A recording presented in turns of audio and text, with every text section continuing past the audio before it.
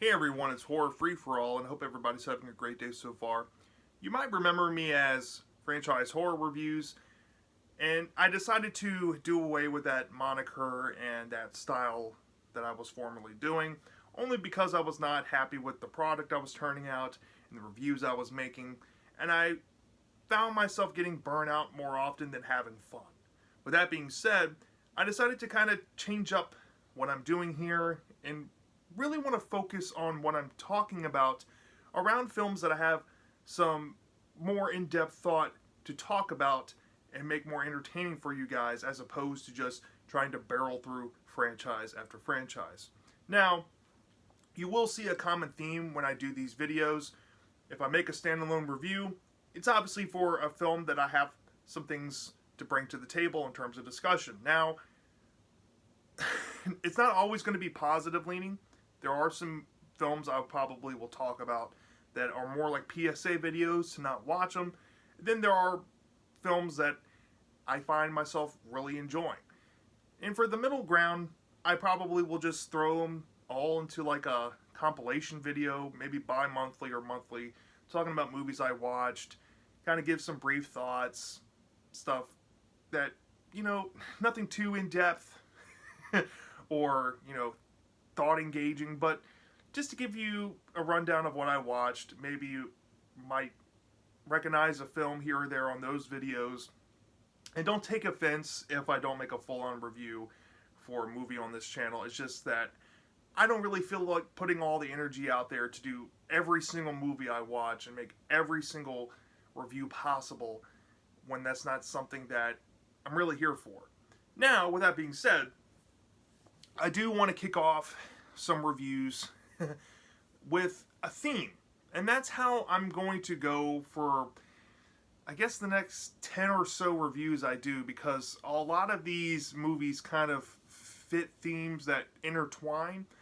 And the first theme I want to talk about is the Patrick Lussier / Todd Farmer trilogy that they made, starting from 2009 with My Bloody Valentine 3D, then to Drive Angry in 2011, and then to this movie in 2019 called Trick. And I'm working in reverse order here because I thought, why not start with a relatively unknown indie horror film that people have only ever heard of because they found it in Dollar Tree.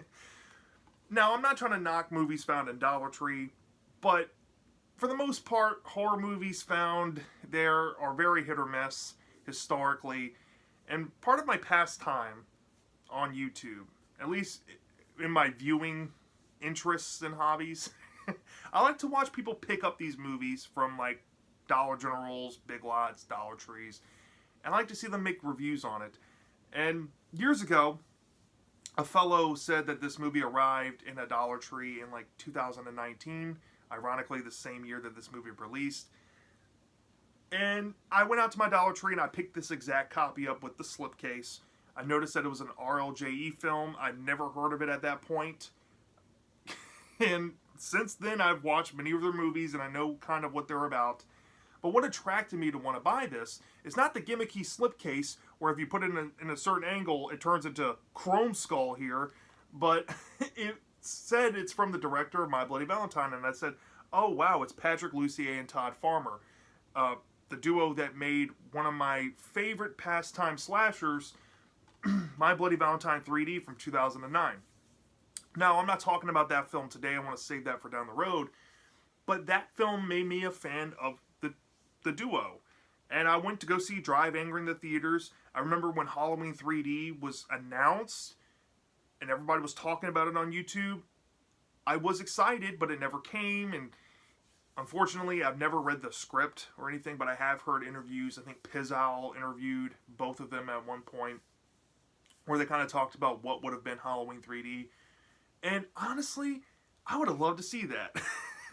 But seeing this film, you can definitely tell that they put a lot of passion into this. I watched the Making of Trick featurette that's featured on the special features on this disc here.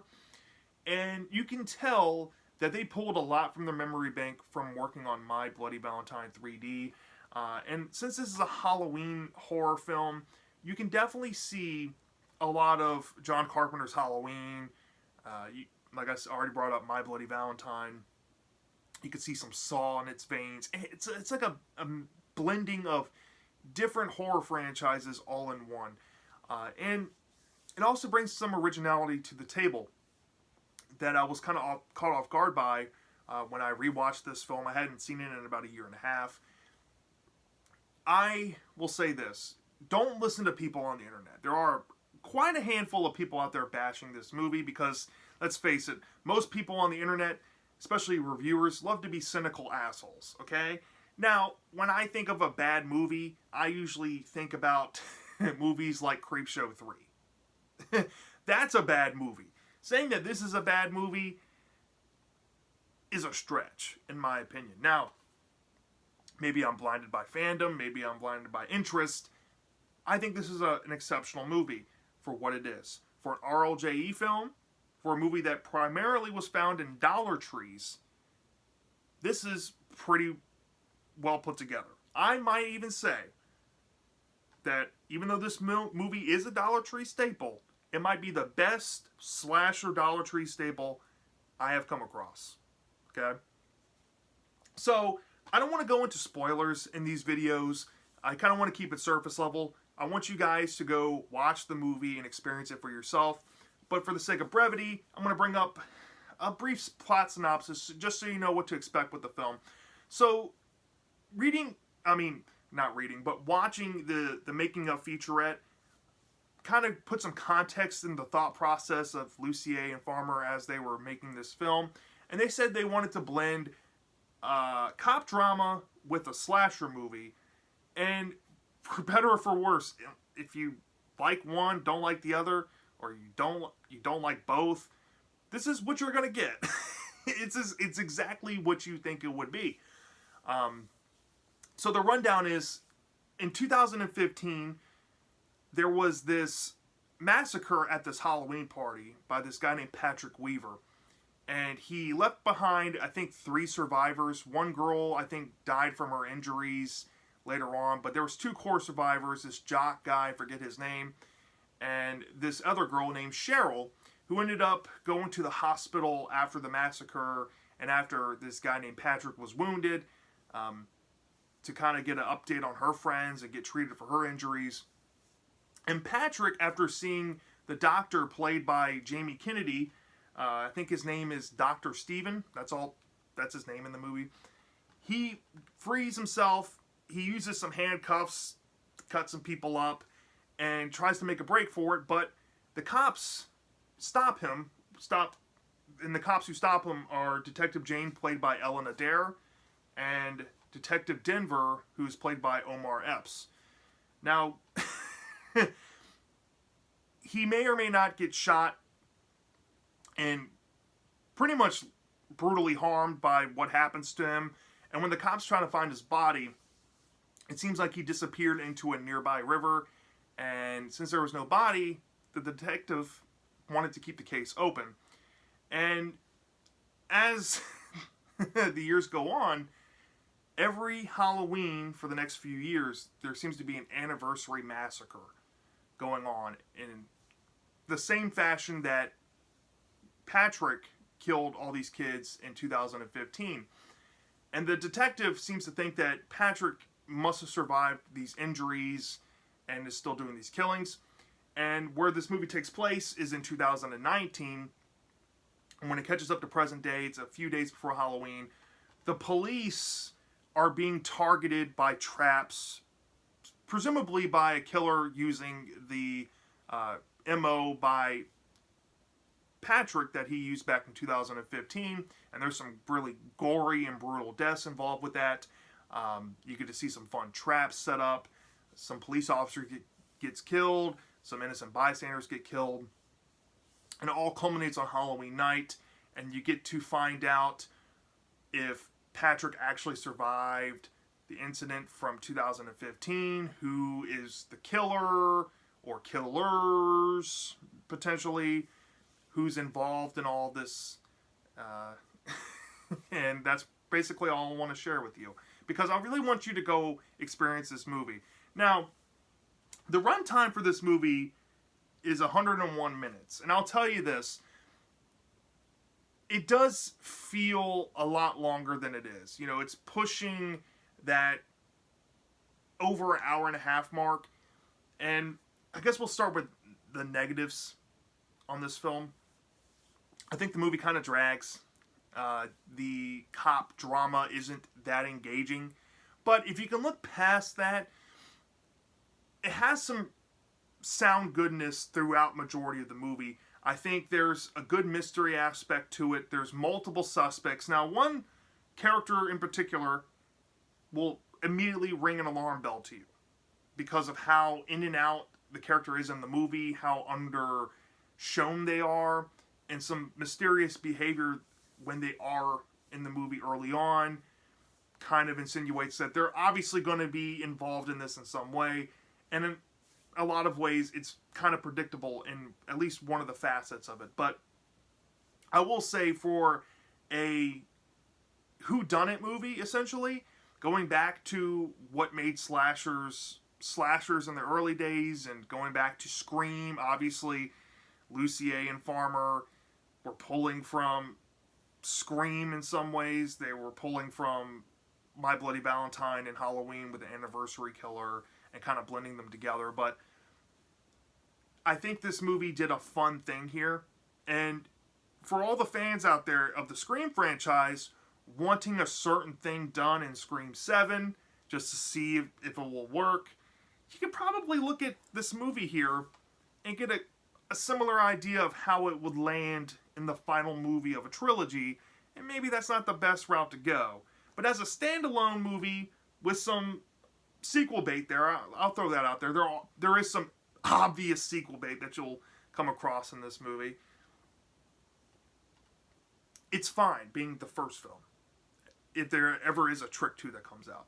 I didn't know really what to expect with this movie going into it this time around, but I think a lot of issues kind of made themselves evident in the second half of the film, if I'm being honest. The second half really just kind of barrels through some things.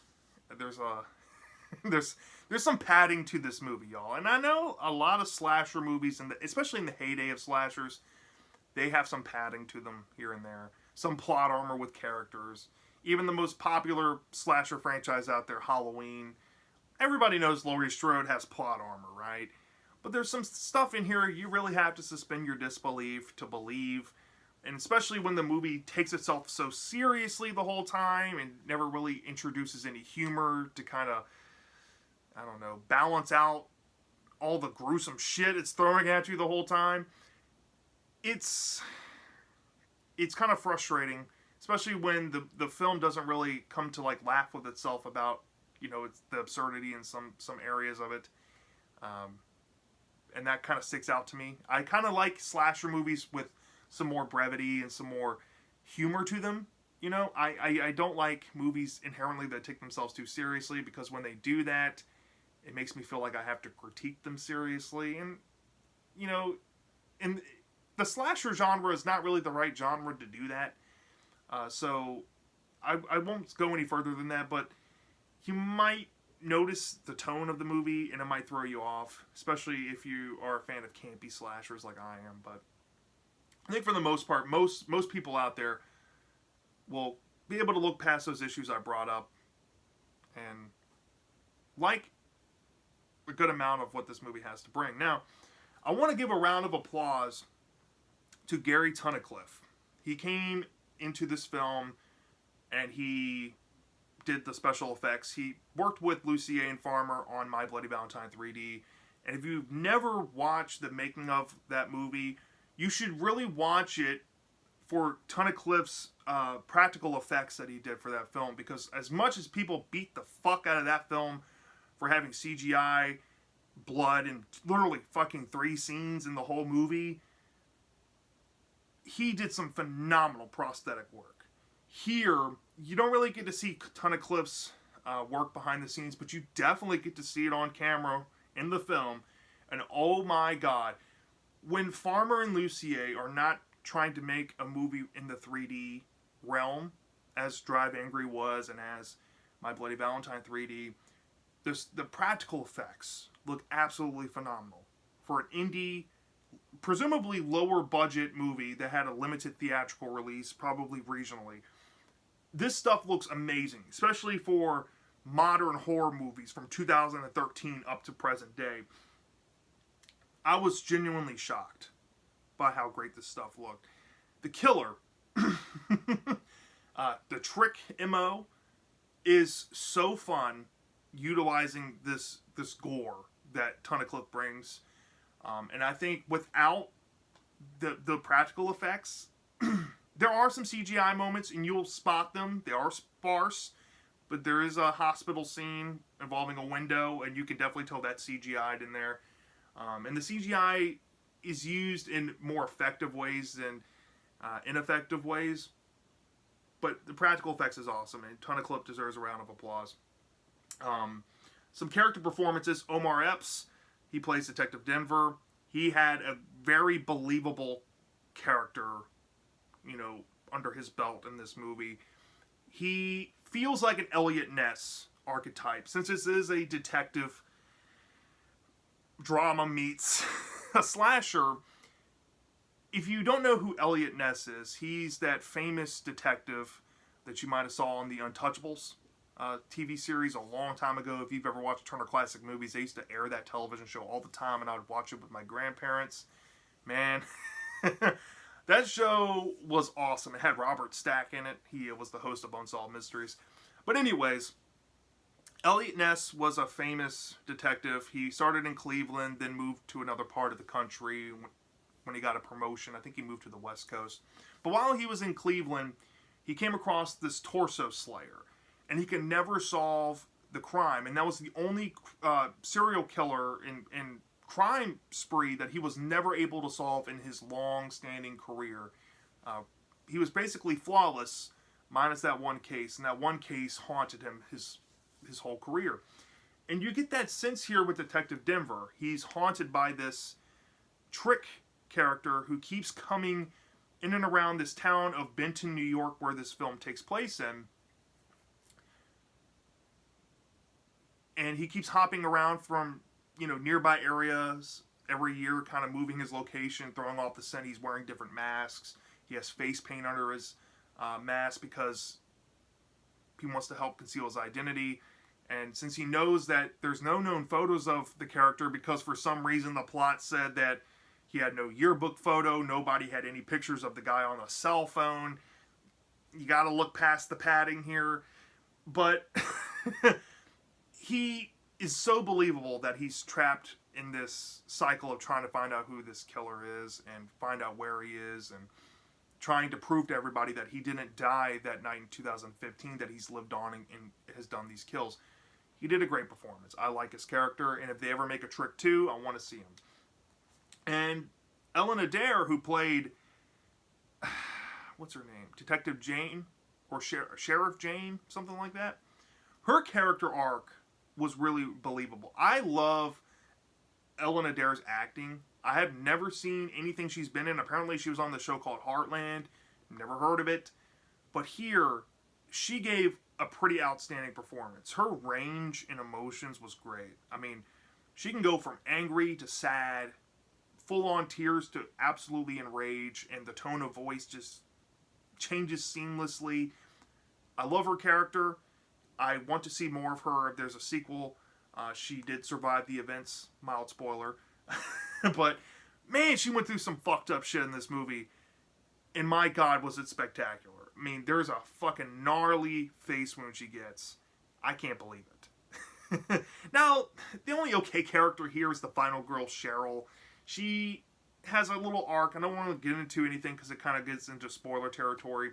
But she was at the party in 2015, and she's one of the 2 survivors that's throughout this movie. And her actress, Christina Reyes, turned in an okay performance. I mean, if she's in the next movie, fine. I kind of want to see if they build on her character a little more. There was some somber stuff dealing with her father, and that's as far as I'll go. But she was alright. The only disappointing things about this movie are the 2 main reasons why I wanted to try this movie out in the first place, and I kind of noticed them here. Jamie Kennedy's character, Dr. Steven, he is kind of a wallflower in the movie. I was hoping he would be there more so than a favor for Patrick Lussier because they have a connection from Scream. And, you know, it's a disappointment. If you bought this movie because you're a fan of Jamie Kennedy and you want to watch something he's in, this is not the movie for you. That's all I have to say. And Tom Atkins. The Atkins is never bad at anything he's in. I'll say that up front. The Atkins is an absolute legend. And the reason why I started with this movie is because this is the most recent Atkins movie. And once I'm done with the Lussier and Farmer movies, I'm going to get into the Tom Atkins movies. Because I'm a massive fan of Tom Atkins. But I feel like he was kind of underutilized here with his character. I forget his name. But he has, you know, his textbook gray hair and mustache, and he's a gun toter, and he's trying to help the situation. He kind of, in the present day at least, he helps throw the town's maze party and movie party. They play Night of the Living Dead here. And hold on, before we go any further about Tom Atkins, there's a fucking line in this movie where they say that Night of the Living Dead's a boring movie. Controversial statement, but is it true? Maybe the first third.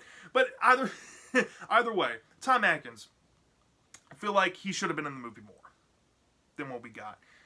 He did play a role in the final half of the movie, which was appreciated, but, you know, it's Tom Atkins. I know he's old. I know he's in his 80s, but at the time he did this, he's not the same like he was back in the 80s when he was doing, you know, Night of the Creeps, Maniac Cop, Halloween 3, The Fog. But it's still a treat, and I love that he's kind of embraced what Mickey Rooney used to do. Like, have you ever seen Silent Night, Deadly Night Part 5 or Phantom of the Megaplex that he did in the 90s? Tom Atkins is kind of like the modern Mickey Rooney, and rest in peace Mickey Rooney, but I want to see Tom Atkins in at least 2 more horror movies before he inevitably passes away. But man, the man's a legend. He should have been in the movie more. But, nonetheless, the music in this movie, right? I want to talk about the music. There are some underground artists that were chosen in this movie. And there's one song that I think really ruled. And it was like a transition song from 2015 to 2016 on the timeline of events setting up to modern day from the opening to 2019. There's like a blending of rock and hip-hop in there. And I wanted to find out the name of the song because it was absolutely awesome. The soundtrack to this film was probably better than it deserved to be. It was really good. I was impressed with the song selection here. I think I like the music here more than Drive Angry and My Bloody Valentine 3D. The setting, I think they filmed on location in New York. I don't know if it's set in Benton, New York, but this semi-urban feel of a movie really works. Even though we don't get the most fleshed out atmosphere here, you see the textbook Patrick Lussier style. He always gets on a helicopter and does aerials of some landmarks and where they're filming at, you know, bridges and stuff. He'll always get on a helicopter and take a camera up there. And that's no different here in this movie. But there's enough there to kind of sell me on this. Now, there are some confusing elements. Not really negatives, but there's some confusing elements. Kind of like direction choices. Aside from, you know, the compliments I just gave it. When we getting into the second act, the consternation I think most people will have about this movie is the twists and how left field they come across, and maybe the motive of the killer. There's partial motives that make sense, and there's partial motives that feel forced.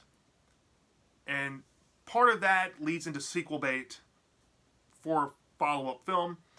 Now, the likelihood of a follow-up film of a movie that came out in 2019 that hasn't seen the light of day of any news, we'll probably never see what is left on the table come to fruition in the next film, which is unfortunate, but I think this is the textbook thing and textbook problem about slasher movies, especially originals. They always try to leave it open-ended for sequel bait. And that's like the tradition, and maybe they did this on purpose. I can totally see Lucier and Farmer saying, hey, look, we gotta leave sequel bait on purpose to be an authentic slasher. But that's frustrating, and I think that's a really bad direction choice. I think they should have just wrapped up the story in one film here and made it one coherent film. If they wanted to drag it out another 15 minutes, I mean, it's already at 101 minutes. If I'm sitting through this film and the slowerish parts of it, because it does drag from year to year, and then you got to go through the whole procedural part of going through the modern day, catching up to the modern events. But the pacing is still mostly good because there's kills throughout this whole thing. And I haven't even brought up kills yet, but I kind of want to end it on that. But they should have just made this self-contained movie and not try to leave the sequel bait there.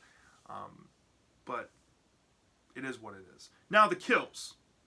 If you are detracted, or maybe you trust some people's opinions that have bashed this movie, I beg you to at least experience the kills in this movie.